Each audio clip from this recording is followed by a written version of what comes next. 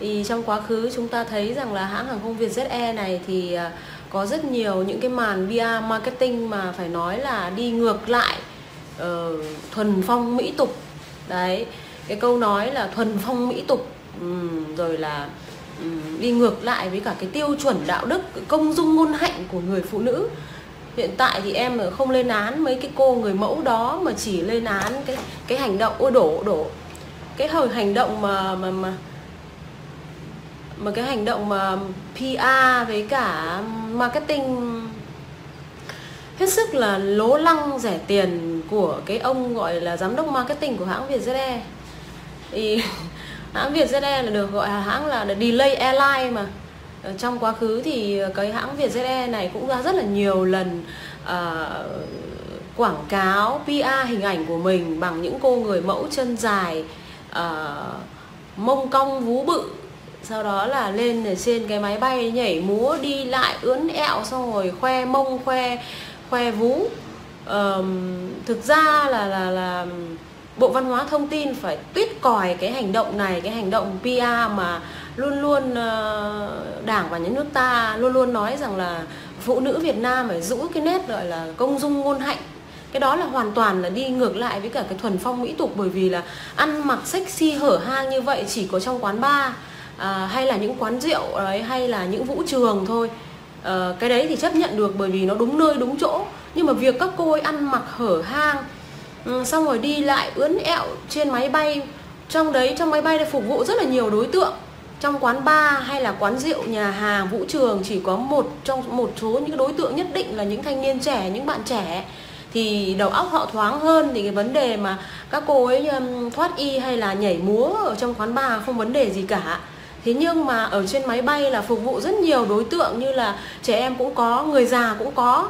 Đấy, đầy đủ hết mọi thành phần ở trên máy bay. Nhưng mà cái việc mà hãng hàng không Vietjet Air PR hình ảnh bằng cái thuê những cái cô người mẫu chân dài lên trên máy bay xong ướn ẹo đi lại xong múa may quay cuồng chìa mông chìa háng ra, thì nói chung là thật sự là phản cảm. Trong khi đấy Việt Nam là một nước Á Đông, chúng ta là một nước Á Đông nha, nên nhớ là như vậy. Và chúng ta rất kín đáo, chúng ta luôn luôn ca ngợi cái công dung ngôn hạnh, cái thuần phong mỹ tục của người phụ nữ, chứ không bao giờ được mang những cái bộ phận nhạy cảm ra mà ướn ẹo mà khoe khoang, thì không thể nào mà chấp nhận được.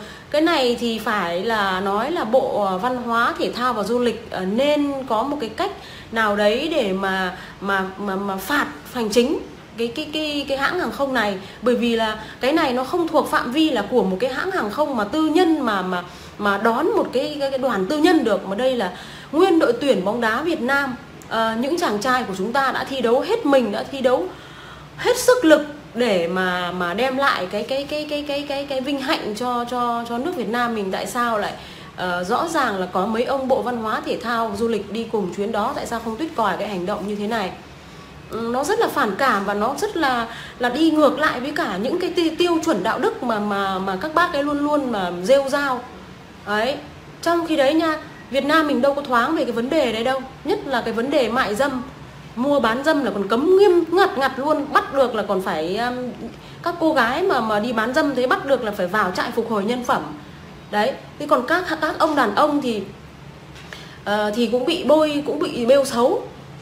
Rõ ràng là chúng ta hoàn toàn cấm mại dâm, chứ không giống như Thái Lan hay các nước khác là cho phép mại dâm hoạt động. Đây rõ ràng là không, nhưng mà cái hành động của các cô ấy lên, những chàng trai trẻ của chúng ta toàn là những chàng trai sinh năm 96, 97, 98, thậm chí là em Đoàn Văn Hậu là xem 99 luôn đấy, mới có nứt mắt ra. Nhưng mà cái này kể cả là 17, 18 thì họ cũng có đủ tuổi vị thành niên rồi. Nhưng mà cái việc mà những cô người mẫu, không phải nói cái này không phải trách những cô người mẫu, thế nhưng mà tại sao cái ông giám đốc marketing ông lại đưa cái hình ảnh này lên mà buồn cười, mà không chọn những em nào trẻ trung 17, 18 tuổi, mà chọn cái bà mà nung núc toàn là mỡ không à. Vú thì to như cái mả tổ ấy, còn bụng thì lồi một cục mỡ, xong rồi là ngấn ở bên hông này, ôi như là cái đòn bánh tét ấy. Ôi nhìn phải nói chung là chán đời vô cùng luôn. Nhìn cái cảnh các cô ấy đi lại múa may ướn ẹo, mà các cầu thủ của chúng ta thì lại không nhìn thì không được, mà nhìn thì nó lại rất là buồn cười. Ống kính máy quay mà quay đến thì các em đấy rất là ngại ngần, và Và các em đấy có một cái sự ngượng ngùng nhất định khi mà các cô đi ướn ẹo như thế, thì các em không biết phải làm như thế nào. Lại còn ôm vai bá cổ, lại còn đè nguyên quả núi vào vai cậu bé Đoàn Văn Hậu, cầu thủ Đoàn Văn Hậu sinh năm 99 của chúng ta. Trời ơi, thằng bé mặt mũi nhăn nhó trông khổ sở vô cùng luôn. Còn anh chàng thủ môn của chúng ta thì chụp cái mũ lên xong rồi ngồi cúi đầu xuống, nhìn các em rất là gượng gạo. Thực sự là đây là một cái màn chào đón mà không thể tởm lợm hơn được nữa. Thật sự là như thế đấy. Tại sao chúng ta không còn cái cách nào? Tại sao chúng ta không cho những em gái 17, 18, 19, đôi mươi mặc những cái bộ áo dài truyền thống, xong rồi cầm nón lá, đúng không ạ? Xong rồi đi từ đầu máy bay đến cuối máy bay, xong rồi là vẫy chào, rồi là như thế nào đấy. Cái bộ áo dài là cái bộ áo dài truyền thống của dân tộc chúng ta nhá. Xong rồi nón lá nữa nha, nón quai thao nữa nha. Rồi đi lại xong hát cái bài Việt Nam, cái gì nhỉ, bài Việt Nam đất nước con người cái gì đó. Ô, đấy mới là đúng thuần phong mỹ tục, với cả đúng với cả cái tiêu chuẩn đạo đức của Á Đông chứ. Ôi giời ơi. Thế các cô nghĩ ở trên cái quán bar đấy là cái chỗ động điếm với cả khiêu dâm kích dục mà các cô ăn mặc thế nào mà lại lồi hết cả da cả thịt ra. Ôi giời, có cân đối đâu chứ lại. Mông má thì teo tóp, vú vê thì lòng thòng, to như cái mả tổ mà đi lại ướn ẹo. Chả hiểu thế nào chứ cả. Các chàng trai của chúng ta phải được chào đón một cách trang trọng hơn, một cách phải gọi là chuyên nghiệp hơn, chứ không phải giống như là cái quán bar với cả cái quán rượu với cả cái sàn nhảy được. Ôi lạy bố luôn đấy, lạy luôn. Cho nên là đề nghị bà Nguyễn Thị Phương Thảo hay Trần Thị Phương Thảo, quên bố nữa rồi, cái bà chủ tịch của Vietjet đấy, bà đấy CEO đấy, thì bây giờ bà đấy hình như là cũng lên tiếng đính chính là cái ông giám đốc marketing này đang có vấn đề. Đấy, cái vấn đề của người ta là cái vấn đề của người ta, nhưng còn quan chức đi theo đoàn thì tại sao lại không lên tiếng? Tại sao lại để cho các em ấy phải ngồi chịu trận với những cái bà mà người mẫu mà mỡ nung núc như đòn bánh tét như thế, ngấn này, chả cân đối gì cả, bụng thì to phè ra, thì vú thì có to thật, thì mông thì tép lóp mẹ tận đâu ấy, xong rồi ngấn mỡ ra mà còn già nữa chứ. Thì bây giờ thà rằng là cho mấy cái em trẻ ăn mặc áo dài vào đấy, tuyệt vời, ông mặt trời luôn. Bà mẹ nó chưa khổ thân mấy chàng trai của chúng ta đi thi đấu mệt như thế, bị vắt kiệt sức trong 3 trận cuối cùng toàn là 120 phút mệt mỏi như thế. Thế mà về mấy bà cô ông mãnh đấy lại còn thích gọi là ăn theo nói leo nữa, dựa hơi các em ấy để PR cho hình ảnh của một cái doanh nghiệp của mình, nhưng mà lại hoàn toàn là ngược lại.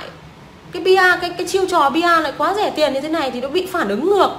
Chả hiểu luôn. Đề nghị bà Nguyễn Thị Phương Thảo là tóm lại là bà Nguyễn Thị Phương Thảo là bà ấy phải cắt chức ngay cái ông giám đốc marketing của Vietjet này, không thể chấp nhận được. Việt Nam toàn là ngược đời thôi. Ôi, cái gì cũng làm ngược đời với thế giới thôi. Thế giới người ta vẫn cái vấn đề người ta rất là thoáng, nhưng mà người ta thoáng người ta lại phải biết đúng nơi đúng chỗ cơ, chứ không phải là không đâu. Ôi, mệt mỏi như thế nên mình hành xác như thế, các em đâu có, các em không hề muốn một tí nào luôn. Nhìn thấy cái cảnh đấy các em không biết làm thế nào luôn. Cúi xuống thì không được, nhìn thẳng thì không ấy thì không xong. Nhìn thấy anh cầu thủ Vũ Văn Thanh ngồi trông chịu trận lắm, ngồi trông gồng hết cả người lên để chịu trận, kinh thật đấy chứ lại. Xong bắt đầu mất bò với lo làm chuồng, chả hiểu sao thế. Các bác biết là PR với cái hình ảnh như thế là nó là phản cảm rồi, nhưng mà lại còn cố tình làm, xong bắt đầu quay ra lại bảo xin lỗi với cả vì sự cố đáng tiếc với cái thế lọ thế chai. Ô, thì các ông không biết ấy à, không biết dự đoán được cái tình huống mà dư luận sẽ phản ứng như thế nào à? Ôi giời ơi, cứ mất bò với lo làm chuồng thôi, chán thế chứ lại. Mà hãng hàng không Vietjet thì lại là nổi tiếng là đối xử với hành khách mất dạy. Nó đi hãng của nó thì rẻ tiền thì chúng ta chỉ nhận được cái sự phục vụ rẻ tiền thôi, ok. Thế nhưng mà nó không tôn trọng khách hàng một tí nào cả. Em đi rất là nhiều lần, rất là cãi cọ với rất nhiều nhân viên mặt đất của Vietjet rồi. Rõ ràng nha, nó delay 3-4 tiếng thì nó không sao. Mà trong khi đấy em mang hình như là hôm đấy là nó bị quá cân, mất một cân mấy ấy. 1 cân 7 cân hành lý, nhưng mà em mang hình như 8,5 cân, quá mất 1,5 cân. Mà trong khi đấy nó lại bao nguyên ở trong một cái vali. Có nghĩa là nằm nguyên, kể nó quá cân thì nó vẫn nằm đấy, chứ không phải là không. Ok, em biết là cái quy định của nó chỉ được 7 kg rồi mình mang hơn là mình sai. Thế nhưng mà mình đã nói rằng là nhiều khi ấy 100 cái lý không bằng một tí cái tình. Thế bây giờ không cảm được không? Đấy, không thông cảm được có 1,5 kg mang ra bắt đóng ở đâu mất phạt hay là cái gì quá cân cái gì mất 300 mấy ấy. Đi cái vé 1,2 triệu thêm bằng 1,5 kg mất 300 mấy ngàn mới cắt cổ. Thì em bảo thôi bây giờ thông cảm đi, bây giờ tôi làm thế nào? Bây giờ nó cũng nằm gọn trong cái vali này, có thừa cân hay là thiếu cân nó cũng nằm trên cái vali này để tống lên trên đấy chứ có cái gì đâu mà nhất định không. Xong rồi cứ nói cái giọng khó nghe. Em mới điên máu rồi em mới mở vali ra thì em thấy hình như là có 2 cái quần jean đấy. Thế là em mang cái 2 quần jean quấn mẹ vào cổ này, quấn mẹ lên cổ này. Thế là em bảo cân lại hộ cái, nó còn 7,2 cân. Đấy, nó còn 7,2 cân. Thế xong rồi em mới bảo lấy thêm một cái áo nữa em quấn lên cổ. Em ở đây được chưa? Còn người tôi có cân nữa không? Người tôi có phải cân đâu. Nên là nó bảo thế thì được rồi chị ạ. Xong rồi bắt đầu nó nhe răng nó cười với nhau, tổ sư nó chưa. Xong rồi em mới bảo là cho nên là các người ấy, tôi biết là tôi đi hãng hàng không giá rẻ, nhưng mà cái cách của các người hành xử với hành khách ấy không ra một cái hệ thống cống rãnh gì cả. Cho nên là tôi làm cho các người đẹp mặt luôn. Em lấy 2 cái quần bò, em quần jean của em quấn mẹ cổ, một cái áo quấn mẹ cổ này, còn 7 cân, được chưa? Bây giờ có cân tôi không? Cho nên là nhá, các người nha, bao nhiêu lần delay 3-4 tiếng thì tôi không hề được bồi thường bất cứ một đồng nào, hay là được bất cứ một cái lời xin lỗi chân tình nào của các vị. Thế mà bây giờ tôi thừa 1,5 cân mà trong một cái vali cũng đẩy lên mà các vị bỏ bắt tôi phải ra như này. Cho nên là cái cách hành xử của cái hãng hàng không này ấy mà nói đùa chứ nếu mà có nhiều sự cạnh tranh ấy thì cái hãng này ấy phá sản từ lâu rồi. Làm gì có chuyện đối xử với khách hàng như thế. Bà mẹ nó chưa bực cả mình. May mà trong đấy là quần áo, chứ bây giờ đồ đạc em vứt mẹ nó thùng rác, em bảo đéo lấy nữa. Đấy. Mà nó là hãng hàng không giá rẻ, nhưng mà cái giá rẻ thì mình vẫn là thượng đế của nó chứ này. Mẹ mình nó đối xử vãi lồn ra. Đấy. Lại nói bậy nói tục rồi, xin lỗi các bác. Tức lắm cơ.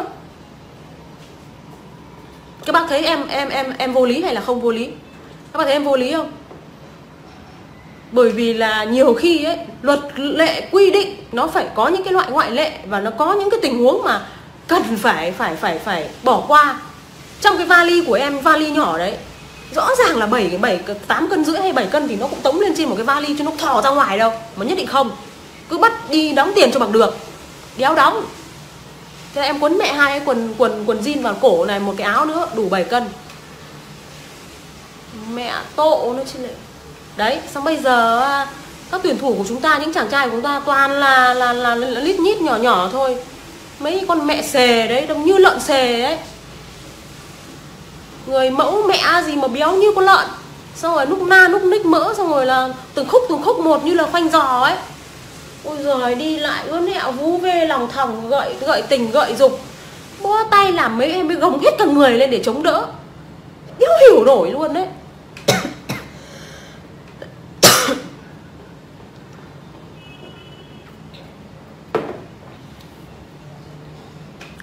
Chúng ta không có sự lựa chọn. Đi hãng hàng không quốc gia Việt Nam Airlines thì là đắt tiền lắm.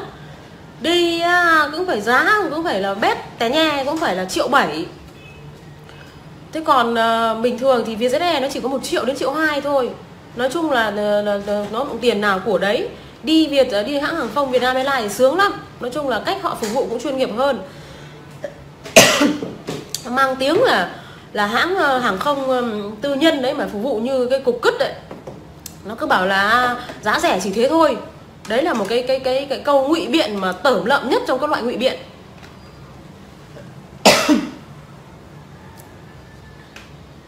Tẩy chay bố nó đi. Chả đấy nữa. Đi hãng hàng không Việt Nam Airlines nó được, nhưng mà không có, tóm lại là cũng không phải ai cũng đi được. Nó đắt tiền một tí. Cụ tổ nó chứ. Không khác gì phường trèo, một cái hãng hàng không mà lớn thứ hai của, chiếm cái thị phần 30% thị phần của cái dịch vụ vận tải hàng không. Thế chó nào mà lại bia mà rẻ tiền mà lại lố bịch lố lăng mà lại Cái ông nhà báo Bùi gì Tám ở báo Dân Trí, ông ấy cho ông ấy giật một cái tít là những con nhặng làm hỏng ly rượu mừng. Đấy, nhưng mà hôm nay lên tìm thì mất rồi, bị xóa bài xuống rồi. Đi Jetstar ấy, đi Jetstar hay là đi Vietnam Airlines ấy, kinh thật đấy chị lại. Thuần phong mỹ tục, toàn là mang cơ thể phụ nữ ra để khoe khoang, để mà PR, để mà chiêu mời. Phải nói là bây giờ phải gọi là hãng hàng không đấy gọi là Lố Bịch Airlines, hay là thậm chí lại còn phải nói là Vietjet Airlines, hay còn thậm chí còn nói là Đĩ Thỏa Airlines nó mới hợp cơ. Ôi thôi chết mẹ rồi. Em chẳng phải giảng đạo đâu, thật sự em đang không phải là giảng đạo cho cái hãng hàng không đấy đâu. Thế nhưng mà là ăn tùy nơi, là chơi tùy trốn, chứ không phải vớ chỗ nào cũng khoe thân, khoe người, khoe ấy đâu. Suốt ngày chúng ta cứ bảo là những bạn xuống đường cổ vũ lột quần lột áo là phản cảm, là đi ngược lại thuần phong mỹ tục. Đấy, một hãng hàng không to trà bá lửa đấy, to cành càng luôn đấy. Thế mà làm ăn thế đấy. Thiên sư cha làm ăn bực mình. Ngồi ôm vai bá cổ thằng bé, mà thằng bé gồng huyết cả người lên, xong rồi cái vẻ mặt ngượng ngùng khó chịu của cậu bé nó hiện lên rõ một luôn. Rồi là cái cô này ôm vai khoác vai cầu thủ Bùi Tiến Dũng, thủ môn của chúng ta, nhưng anh chàng đâu có thèm nhìn đâu, anh chàng quay đi chỗ khác. Anh chàng quay đi chỗ khác không thèm nhìn. Kinh thật. Làm ăn hình như không còn cái chiêu trò gì để làm nữa sao, toàn là mang vú, mang mông, mang háng của phụ nữ ra để quảng cáo, để tiếp thị hay sao ấy. Thế mà suốt ngày thuần phong mỹ tục, suốt ngày công dung ngôn hạnh kín đáo, người phụ nữ Việt Nam thế lọ thế trai, toàn là làm ngược với những gì đã nói rồi. Chán chết chị ấy. Chị á, đi xuống công ty bây giờ. Chào anh Minh Lê. Nó chóng mặt luôn đấy, em thề luôn. Mà trong khi đấy nha, trên đoàn, trên cái chuyên cơ đấy là có cả những gọi là cán bộ ở Sở Văn hóa. Thì đã đành là cho những em là 17, 18 tuổi đấy, nó mặc nó ngon lành một tí. Còn hay nhất là cho mặc quần áo dài, bộ áo dài truyền thống. Bộ áo dài truyền thống, cầm nón lá đi lại, xong rồi hát mừng các em đấy. Thế nó là tuyệt vời ông mặt trời luôn. Nó đã nâng được cái tầm của một cái hãng hàng không lên luôn. Thế bây giờ ôi, khoe mông khoe vú có phải trong phòng ngủ đâu, trong quán bar đâu, sàn nhảy đâu. Đoán các cầu thủ của chúng ta mà thi đấu về nước mà làm ăn làm kịch cỡm thế, cho em cạn lời luôn, chả có cái từ nào để mà diễn tả đâu á. Kinh thật chứ nhỉ.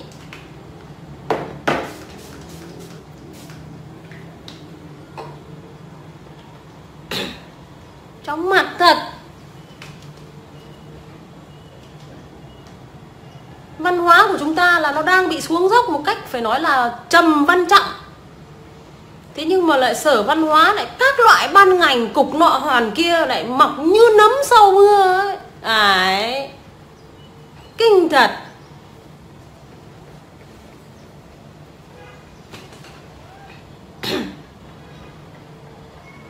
Màn hành xác hôm qua nữa, về còn đéo kịp đi đái, còn phải viếng ông nọ bà kia, kinh thật đấy thế này.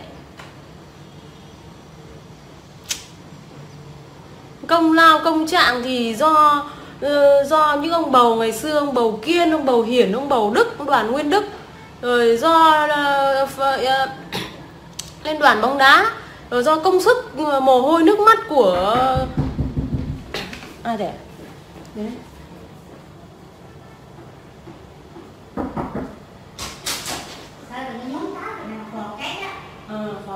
Tí đi cho tí nữa. Học cô hốt thì hốt chứ mà đừng nhúng mặt hột kẹo nha. Cây ra không biết là cây không được hốt.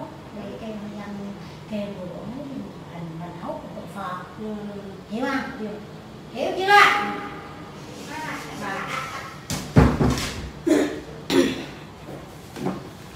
Đừng nói tới đâu à?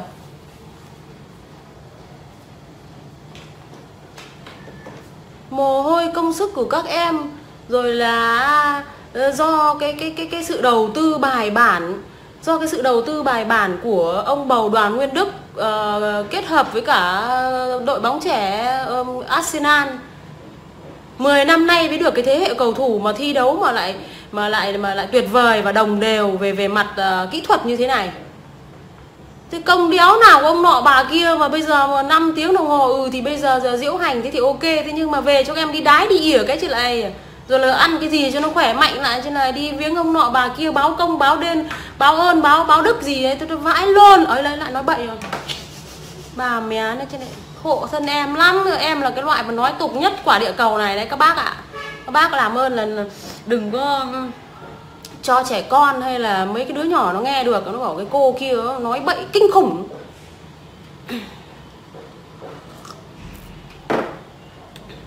Em bây giờ học ngôn ngữ trẻ trâu rồi, nó mở mồm ra là vãi cái nọ vãi cái kia, khổ thân em lắm. Thì em lúc nào cũng nhận lớp 3 trường làng, nên các bác thông cảm em có nói tục chửi bậy, ôi cái con nó không có học, nó nói thế thôi cho các bác thông cảm, chứ đâu có phải giống Sở Văn hóa hay Bộ Văn hóa Thể thao Du lịch đâu, học hàm học vị đầy người, tiến sĩ nọ rồi là thạc sĩ kia rồi giáo sư này rồi giáo sư nọ đâu mà cần phải trau chuốt lời nói.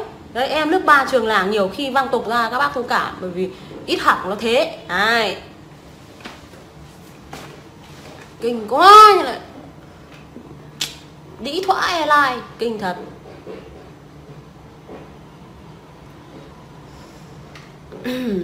Đấy, xong bắt đầu là ai cũng ban ngành sở nào cũng bon chen vào dựa hơi gọi là le ve bên cạnh các cầu thủ của chúng ta, ngán ngẩm vãi luôn.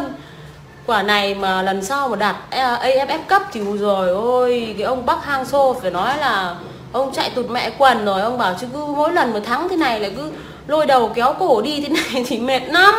Ăn uống chẳng được, ăn tắm rửa chẳng được, tắm đái ỉa chẳng được, khổ thế này thì chết.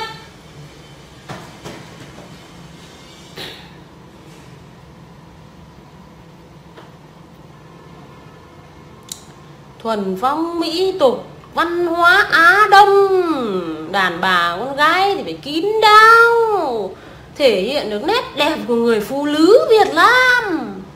Ôi trời ơi, phụ nữ Việt Nam kinh quá. Em là phụ nữ đây này, mà em nhìn thấy cái cảnh đấy là em xấu hổ, em phân ngán lên được ấy. Hộ thân mấy thằng bé gồng hết cả người lên,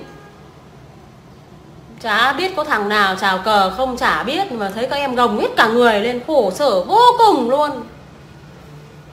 Còn chả biết ông Park Hang-seo thì thôi, ông cũng già dè, chả biết ông gồng người như nào, nhưng mà ôi giời ôi chán thật. Thế nào mà tại sao mà em lại cứ thấy chúng nó cứ đi thi hoa hậu cứ như là nấm sau mưa ấy. Lắm cuộc thi hoa hậu người mẫu người đẹp thế chứ lại. Hình như là có danh hiệu hoa hậu hoa khôi hay là người mẫu phát là được trèo lên máy bay bắt đầu là khoe thân khoe vú khoe mông khoe háng. Ôi giời ơi, chả biết là em mà xấu xí thế này, nếu mà em mà cứ có đẹp không biết, em mà có đi lên em thi thì người mẫu người miếc xong em là khoe thân khoe háng mà em chịu thôi đấy.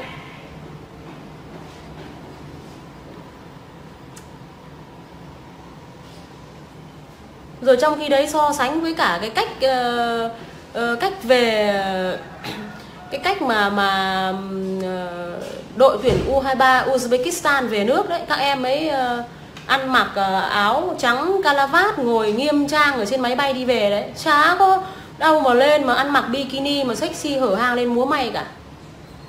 Thế chứ là mấy ông Bộ Văn hóa Thể thao Du lịch này hình như là cái não trạng với cả cái tư duy có vấn đề ấy. Làm văn hóa thế nào mà làm những cái việc mà lại ngược lại với văn hóa.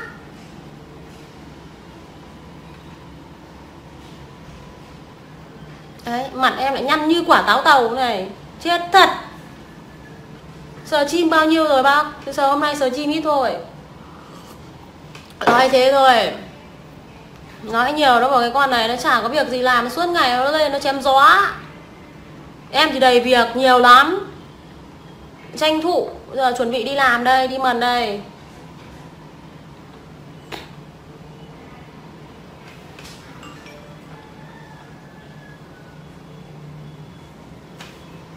Rồi bao giờ mới thoát thai khỏi cái thời kỳ mà ăn lông ở lỗ trời. hay là dạo này giá dệt lụa, giá vải nhập khẩu nó tăng là sao mà nó không đủ quần đủ áo cho các cô ấy mặc mà sao mà làm thế nào thế nhỉ? Không thể chấp nhận được một cái chuyên cơ của đón các tàu thủ chúng ta mà nhét mấy con bà già người đầy mỡ bụng mà đống mỡ như lợn nái này, xong rồi nhảy múa hát ca ở trên đấy ướn ẹo đến chết mất thôi.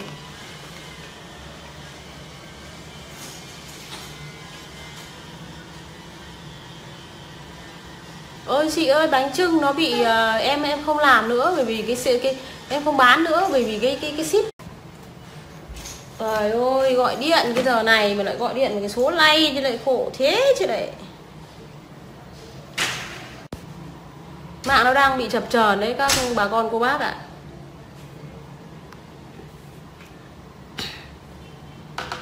Cục phân này đùa chứ.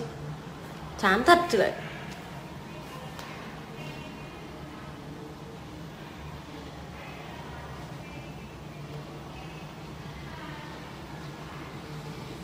Chị đã bảo là bây giờ bao giờ cho thoát thai khỏi thời kỳ ăn lông ở lỗ.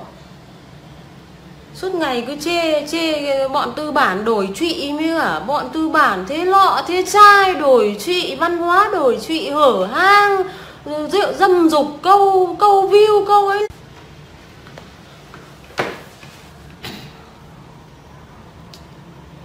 Cá mập nó cứ vào nó cứ nhảy vào, nó cứ là chán thế chứ đấy.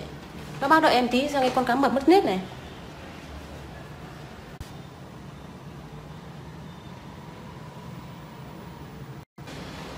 Xong bắt đầu mất bò với lo làm chuồng.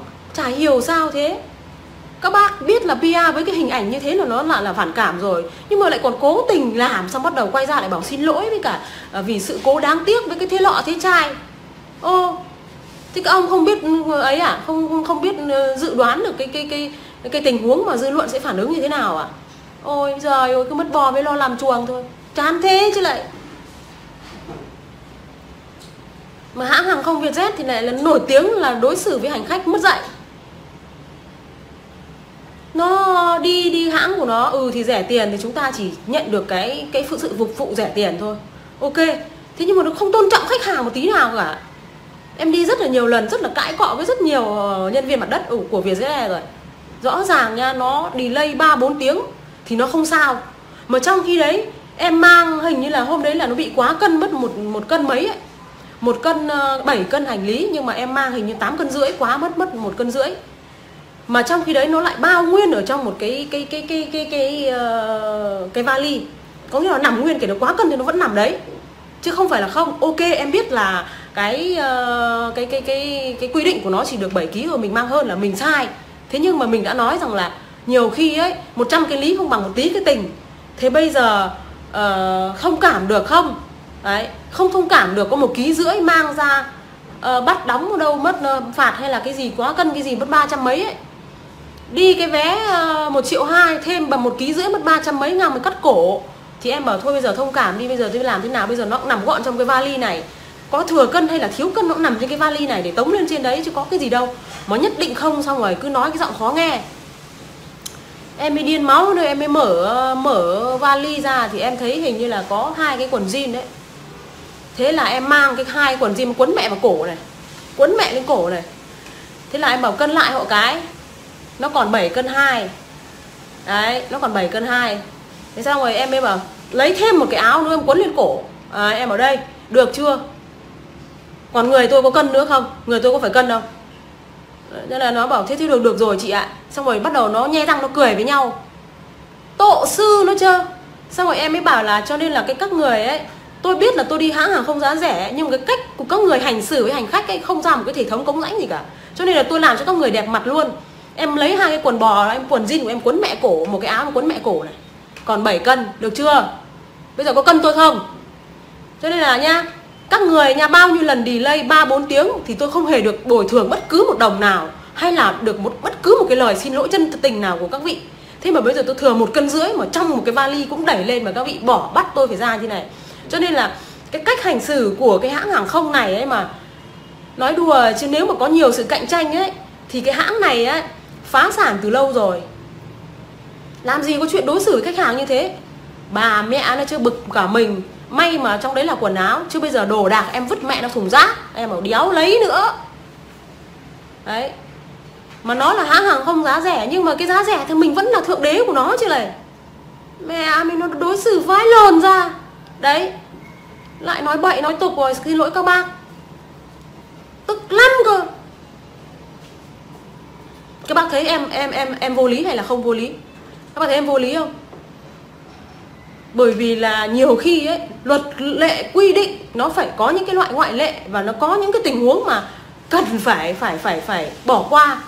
Trong cái vali của em, vali nhỏ đấy, rõ ràng là 8 cân rưỡi hay 7 cân thì nó cũng tống lên trên một cái vali chứ nó thò ra ngoài đâu. Mà nhất định không. Cứ bắt đi đóng tiền cho bằng được. Đéo đóng. Thế em quấn mẹ 2 cái quần jean vào cổ này, một cái áo nữa đủ 7 cân. Mẹ tộ nó chứ lại. Đấy, xong bây giờ các tuyển thủ của chúng ta, những chàng trai của chúng ta toàn là lít nhít nhỏ nhỏ thôi. Mấy con mẹ xề đấy, đông như lợn xề đấy. Người mẫu mẹ gì mà béo như con lợn. Xong rồi núc na núc ních mỡ, xong rồi là từng khúc một như là khoanh giò ấy. Toàn là mỡ không à. Vú thì to như cái mả tổ ấy. Còn bụng thì lồi một cục mỡ. Xong rồi là ngấn ở bên hông này, ôi như là cái đòn bánh tét ấy. Ôi nhìn phải nói chung là chán đời vô cùng luôn. Nhìn cái cảnh các cô ấy đi lại múa may ướn ẹo, mà các cầu thủ của chúng ta thì lại không nhìn thì không được, mà nhìn thì nó lại rất là buồn cười. Ống kính máy quay mà quay đến thì các em đấy rất là ngại ngần, và các em đấy có một cái sự ngượng ngùng nhất định khi mà các cô đi ướn ẹo như thế, thì các em không biết phải làm như thế nào.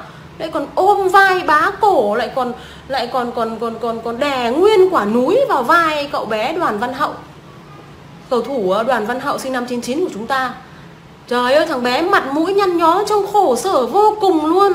Còn anh chàng thủ môn của chúng ta thì chụp cái mũ lên xong rồi ngồi cúi đầu xuống, nhìn các em rất là gượng gạo. Thực sự là đây là một cái màn chào đón mà không thể tởm lợm hơn được nữa. Thật sự là như thế đấy.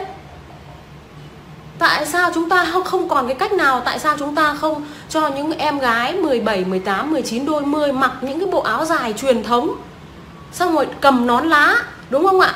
Xong rồi đi từ đầu máy bay đến cuối máy bay, xong rồi là vẫy chào, rồi là như thế nào đấy. Cái bộ áo dài là cái bộ áo dài truyền thống của dân tộc chúng ta nhá. Xong rồi nón lá nữa nha, nón quai thao nữa nha. Rồi đi lại xong hát cái bài Việt Nam, cái gì nhỉ, bài Việt Nam đất nước con người cái gì đó. Ô, đấy mới là đúng thuần phong mỹ tục, với cả đúng với cả cái tiêu chuẩn đạo đức của Á Đông chứ. Ôi giời ơi.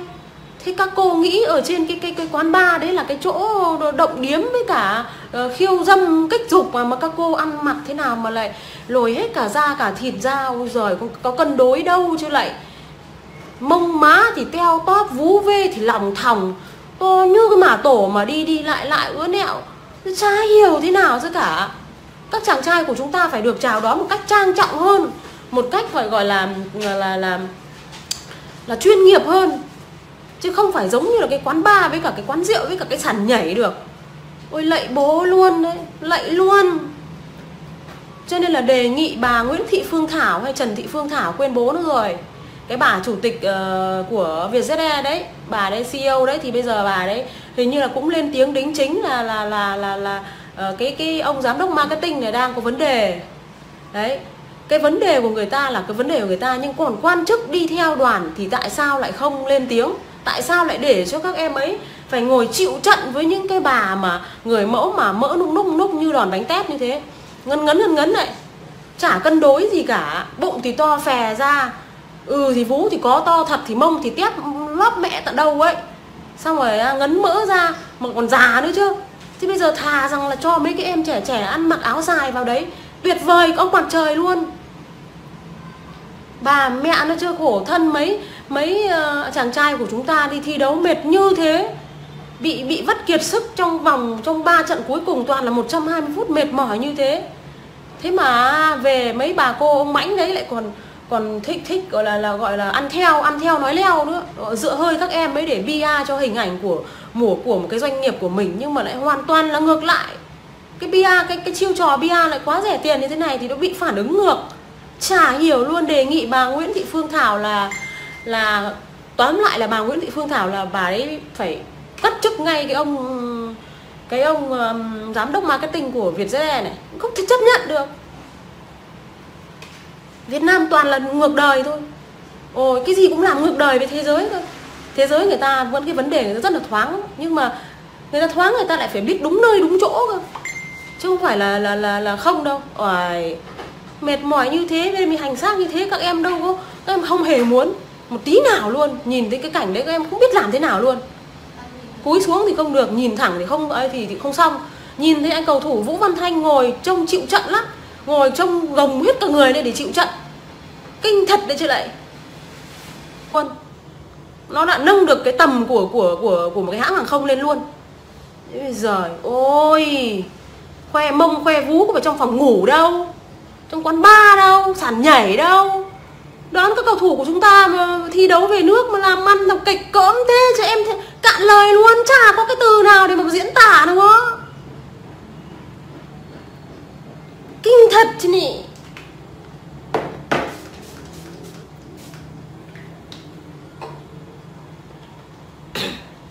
Chóng mặt thật.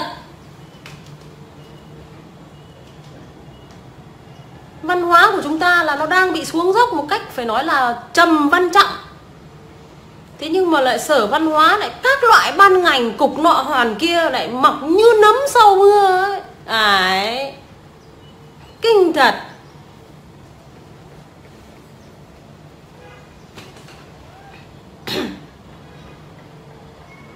Màn hành xác hôm qua nữa, về còn đéo kịp đi đái, còn phải viếng ông nọ bà kia, kinh thật đấy thế này.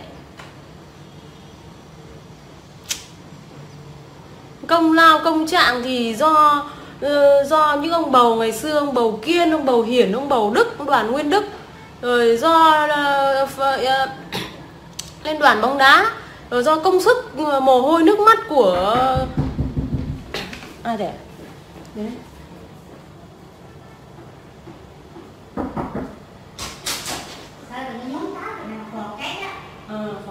Tí đi cho tí nữa. Ham cô hốt thì hốt chứ mà đừng nhúng mà hột kẹo nha. Cây ra không biết là cây không được hốt. Để cây nhân cây của mình hốt của phò. Hiểu không? Hiểu chưa?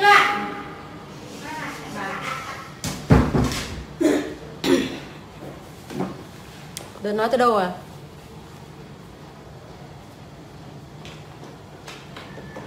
Mồ hôi công sức của các em, rồi là do cái sự đầu tư bài bản, do cái sự đầu tư bài bản của ông bầu Đoàn Nguyên Đức kết hợp với cả đội bóng trẻ Arsenal 10 năm nay mới được cái thế hệ cầu thủ mà thi đấu mà lại tuyệt vời và đồng đều về mặt kỹ thuật như thế này. Thế công đéo nào của ông nọ bà kia mà bây giờ mà 5 tiếng đồng hồ thì bây giờ diễu hành thế thì ok, thế nhưng mà về cho các em đi đái đi ỉa cái chuyện này, rồi là ăn cái gì cho nó khỏe mạnh lại, trên này đi viếng ông nọ bà kia, báo công báo đền báo ơn báo đức gì ấy, tôi vãi luôn. Ấy lại nói bậy rồi. Bà mẹ nó trên này khổ thân em lắm. Em là cái loại mà nói tục nhất quả địa cầu này đấy các bác ạ.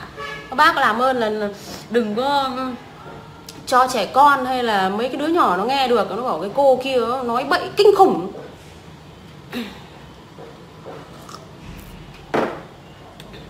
Em bây giờ học ngôn ngữ trẻ trâu rồi, nó mở mồm ra là vãi cái nọ vãi kia, khổ thân em lắm. Thì em lúc nào cũng nhận lớp 3 trường làng, nhưng các bác thông cảm em có nói tục chửi bậy, ôi cái con nó không có học, nó nói thế thôi cho các bác thông cảm, chứ đâu có phải giống Sở Văn hóa hay Bộ Văn hóa Thể thao Du lịch đâu, học hàm học vị đầy người, tiến sĩ nọ rồi là thạc sĩ kia, rồi giáo sư này rồi giáo sư nọ đâu mà cần phải trau chuốt lời nói. Đấy, em lớp 3 trường làng nhiều khi văng tục ra các bác thông cảm, bởi vì ít học nó thế. Ai kinh quá như này, đĩ thoại airline kinh thật.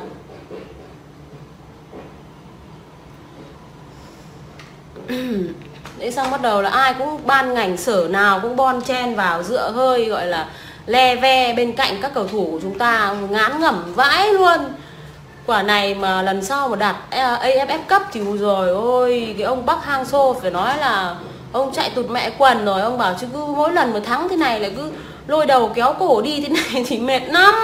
Ăn uống chẳng được, ăn tắm rửa chẳng được, tắm đái ỉa chẳng được, khổ thế này thì chết.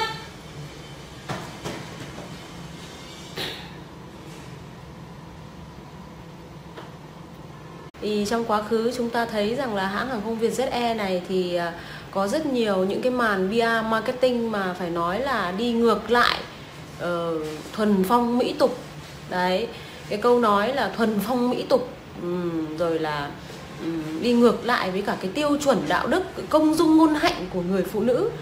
Hiện tại thì em không lên án mấy cái cô người mẫu đó, mà chỉ lên án cái hành động đổ cái hành động mà cái hành động mà PR với cả marketing hết sức là lố lăng rẻ tiền của cái ông gọi là giám đốc marketing của hãng Vietjet Air. Thì hãng Vietjet Air là được gọi là hãng là delay airline mà.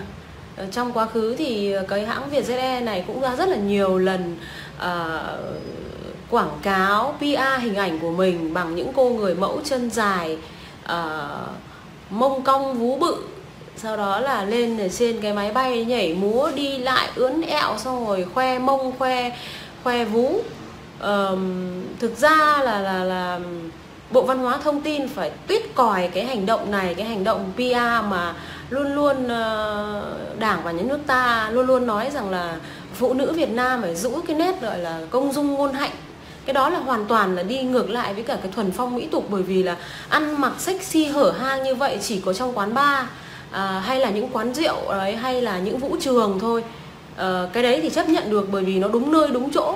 Nhưng mà việc các cô ấy ăn mặc hở hang, xong rồi đi lại ướn ẹo trên máy bay, trong máy bay đây phục vụ rất là nhiều đối tượng.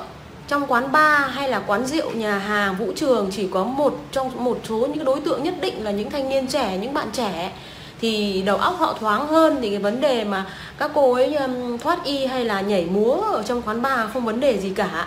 Thế nhưng mà ở trên máy bay là phục vụ rất nhiều đối tượng, như là trẻ em cũng có, người già cũng có. Đấy, đầy đủ hết mọi thành phần ở trên máy bay. Nhưng mà cái việc mà hãng hàng không Vietjet Air PR hình ảnh bằng cái thuê những cái cô người mẫu chân dài lên trên máy bay, xong ướn ẹo đi lại, xong múa may quay cuồng, chìa mông chìa háng ra, thì nói chung là thật sự là phản cảm. Trong khi đấy Việt Nam là một nước Á Đông, chúng ta là một nước Á Đông nha, nên nhớ là như vậy. Và chúng ta rất kín đáo, chúng ta luôn luôn ca ngợi cái công dung ngôn hạnh, cái thuần phong mỹ tục của người phụ nữ, chứ không bao giờ được mang những cái bộ phận nhạy cảm ra mà ướn ẹo mà khoe khoang, thì không thể nào mà chấp nhận được. Cái này thì phải là nói là Bộ Văn hóa Thể thao và Du lịch nên có một cái cách nào đấy để mà phạt hành chính cái hãng hàng không này, bởi vì là cái này nó không thuộc phạm vi là của một cái hãng hàng không mà tư nhân mà đón một cái đoàn tư nhân được, mà đây là nguyên đội tuyển bóng đá Việt Nam. Những chàng trai của chúng ta đã thi đấu hết mình, đã thi đấu hết sức lực để mà đem lại cái vinh hạnh cho nước Việt Nam mình. Tại sao lại rõ ràng là có mấy ông Bộ Văn hóa Thể thao Du lịch đi cùng chuyến đó, tại sao không tuyết còi cái hành động như thế này? Nó rất là phản cảm và nó rất là đi ngược lại với cả những cái tiêu chuẩn đạo đức mà các bác ấy luôn luôn mà rêu rao. Đấy, trong khi đấy nha, Việt Nam mình đâu có thoáng về cái vấn đề đấy đâu. Nhất là cái vấn đề mại dâm, mua bán dâm là còn cấm nghiêm ngặt luôn. Bắt được là còn phải các cô gái mà đi bán dâm thế bắt được là phải vào trại phục hồi nhân phẩm. Đấy, thế còn các ông đàn ông thì cũng bị bêu xấu. Rõ ràng là chúng ta hoàn toàn cấm mại dâm, chứ không giống như Thái Lan hay các nước khác là cho phép mại dâm hoạt động. Đây rõ ràng là không, nhưng mà cái hành động của các cô ấy lên, những chàng trai trẻ của chúng ta toàn là những chàng trai sinh năm 96, 97, 98, thậm chí là em Đoàn Văn Hậu là sinh năm 99 luôn đấy, mới có nứt mắt ra. Nhưng mà cái này kể cả là 17, 18 thì họ cũng có đủ tuổi vị thành niên rồi. Nhưng mà cái việc mà những cô người mẫu, không phải nói cái này không phải trách những cô người mẫu, thế nhưng mà tại sao cái ông giám đốc marketing ông lại đưa cái hình ảnh này lên mà buồn cười, mà không chọn những em nào trẻ trung 17, 18 tuổi, mà chọn cái bà mà nung núc, ôi giời, đi lại ướn ẹo vú vê lòng thòng, gợi tình gợi dục, bó tay làm mấy em mới gồng hết cả người lên để chống đỡ. Điếu hiểu nổi luôn đấy.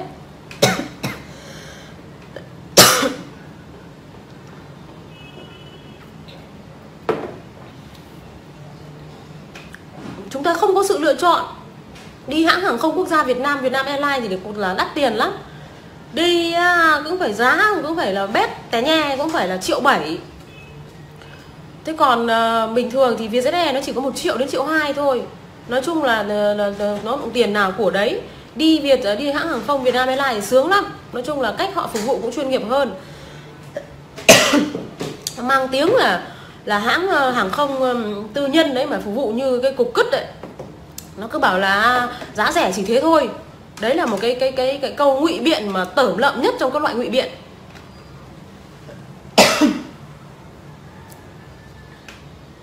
Tẩy chay bố nó đi.